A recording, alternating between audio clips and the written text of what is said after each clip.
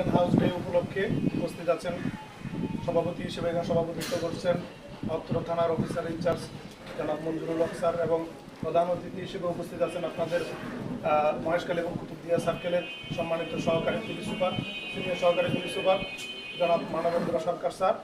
উপস্থিত আছেন মহেশখালী প্রেস ক্লাবের সভাপতি জয়নাল ভাই, সঞ্চালনায় এনায়েত কবির সেকেন্ড অফিসার এবং আমার সামনে উপবিষ্ট আছেন বিভিন্ন ইলেকট্রনিক মিডিয়া, প্রিন্ট মিডিয়া সহ সমাজের সর্বস্তরের জনসাধারণ।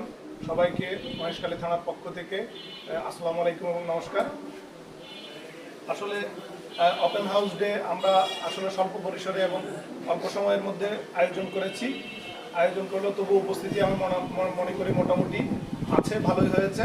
এবং আমরা সমাজের আপনাদের সামনে ওপেন হাউস ডেতে মত বিনিময় করতে গিয়ে আমরা আসলে যে জিনিসগুলো চাচ্ছিলাম আপনারা সবাই আসলে সেই জিনিসগুলো আমাদের সামনে তুলে ধরেছেন অল্প সময়ে। আমি মনে করি এখানে যদি 500 লোকেরও আয়োজন হতো কিংবা 1000 লোকেরও আয়োজন হতো, স্বাভাবিকভাবেই মনে হয় আজকে যে প্রশ্নগুলো বা আমাদের প্রতি যে আহ্বানগুলো উঠে এসেছে, অনুরোধগুলো উঠে এসেছে, 500 জন বা 1000 জন থাকলেও মনে হয় এগুলোই আসতো। যাই হোক, আমরা স্বল্প পরিসরের মাধ্যমে আপনাদের কাছ থেকে মেইন স্ট্রিমের মানে মূল স্রোতের যে অসুবিধা আপনাদের মহেশখালীবাসীর এগুলো উঠে এসেছে, জন্য আপনাদেরকে আন্তরিক ধন্যবাদ জানাচ্ছি। আমরা যে বিষয় মূল কিছু পয়েন্ট যেগুলো পেয়েছি সেগুলো হচ্ছে মাদক, তারপর হচ্ছে ট্রাফিক সংক্রান্ত অভিযোগ সংক্রান্ত বিষয়। এগুলো বিষয়ে আমি হালকা কিছু বলবো। সেটা হচ্ছে কি, আপনার যেটা ট্রাফিকের বিষয় বলছেন, এখানে যেহেতু সার্জেন্ট নেই আপনারা স্বাভাবিকভাবেই জানেন, তবুও আমাদের আন্তরিকতা থাকবে যে মূল পয়েন্টটা চৌরাস্তার মোড়, এটাকে আপনাদের জন্য জনবান্ধব করে দিতে, আপনাদের চলাচলকে সহজতর করে দিতে আমরা চেষ্টা করবো, যাতে মহেশখালীবাসীর সাধারণ জনগণ যাতে মানে ওই ইয়াতে যেটা মূল পয়েন্ট, এই পয়েন্টে যাতে স্বাভাবিক জনসাধারণের স্বাভাবিক চলাচল যাতে বিঘ্ন না হয় সেই দিকে আমরা সুদৃষ্টি রাখবো।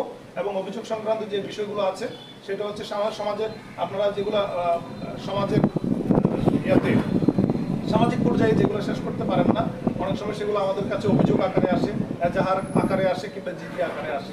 আমরা সবগুলোই গ্রহণ করি এবং সেই মোতাবেক আমাদের একজন ট্যাগ অফিসার করি, একজনকে এনডোর্স করে দেয় সেই জিনিসটা যেন আপনাদের সমাধান করে দেয় আপনাদের কাছে গিয়ে।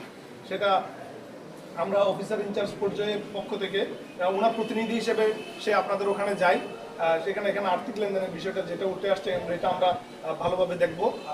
অফিসার ইনচার্জ স্যারও আছেন এখানে, তিনিও আন্তরিকভাবে দেখবেন আশা করি, সেটার প্রতি আমরা আরও সুদৃষ্টি রাখবো।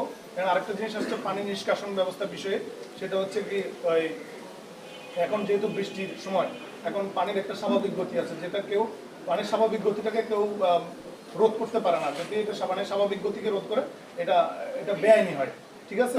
তো সেই জিনিসটা পানি হচ্ছে স্বাভাবিক গতি রোধ করার জন্য কারো কোনো এখতিয়ার নেই, সেটা যদি কেউ করে থাকে আমাদেরকে জানাবেন, আমরা সেটাও দেখব। তো আপনারা যাই হোক আমাদের সব কিছুকে সার্বিকভাবে আপনারা চোখে চোখে রাখেন কিংবা আমাদেরকে সমালোচনা করেন, সেটাও আমরা স্বাভাবিকভাবেই নেই, কারণ সমালোচনা থেকেই আমাদের ভুল থেকে আমাদের ভালোটা উঠে আসবে। আপনারা সমালোচনা করলে আমাদের ভুল ত্রুটিগুলো আপনারা দেখিয়ে দিলে আমরা সেই অনুযায়ী আপনাদের সংশোধন হওয়ার জন্য করবো।